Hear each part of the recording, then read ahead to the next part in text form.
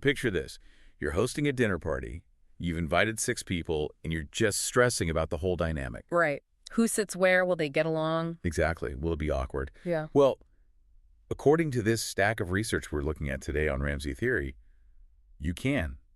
You can actually stop stressing. Because mathematics literally guarantees that in any group of 6, you will have either 3 people who all know each other or 3 who are complete strangers. It's the theorem on friends and strangers, and it's a perfect way into what we're talking about. It really is. We're looking at how order is not just, likely. It's mathematically inevitable, even in what looks like total chaos. So this is our deep dive into a branch of combinatorics called Ramsey numbers. The core question in these papers is, well, it's pretty simple, right? It is. It just asks, how large does a structure need to be before you can guarantee a specific pattern has to exist?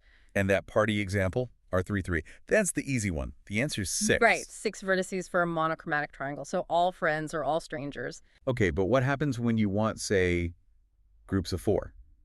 For R4, I mean, you'd think it might just double or something. You would think that, but no, it triples. Triples. It jumps all the way to 18. You need 18 people in a room to guarantee that 4-person clique. 18. Wow. And this is where the research gets really sticky. Because the logical next step is R55. Right. We have supercomputers, we have AI.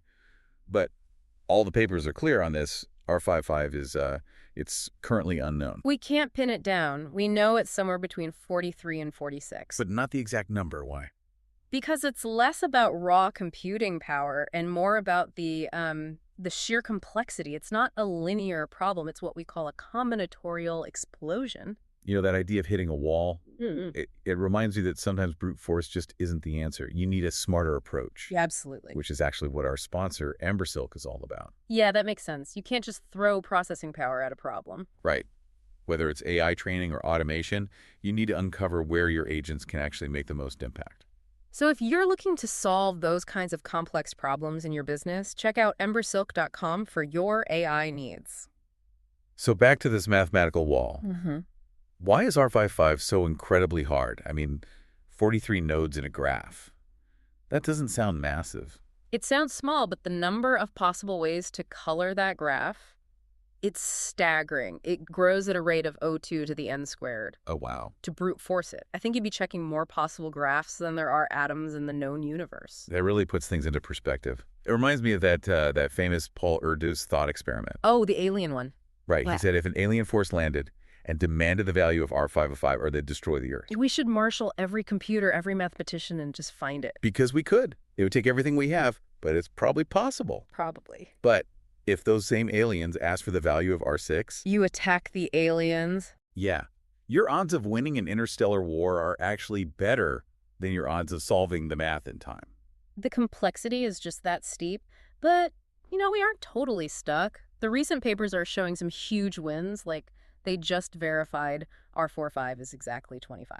And they're not doing that by counting atoms. They're using something called SAT solvers, right? Precisely. It's a shift from just raw calculation to logic. So like a logic puzzle. Exactly. Instead of checking every single graph, they use algorithms to prove that massive chunks of configurations are just impossible. It's like playing Sudoku on a brain-melting scale. Speaking of brain melting, we have to mention Graham's number. Oh, we have to. It came from this very field of study as an upper bound for a related problem. And it is so incomprehensibly large that if you tried to hold all its digits in your head, your brain would literally collapse into a black hole from the information density. It just contextualizes what we're dealing with. We're kind of chipping away at the edge of infinity here. We really are. But, for me, the big takeaway isn't the difficulty. It's the optimism of it all. How so? Ramsey theory proves that complete total disorder is impossible.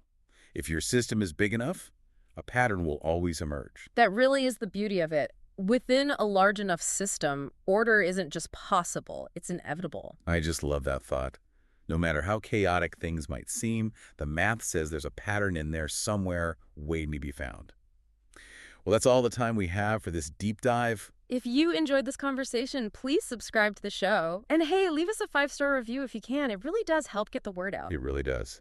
Thanks for tuning in. Keep looking for those patterns, everyone. Catch you next time.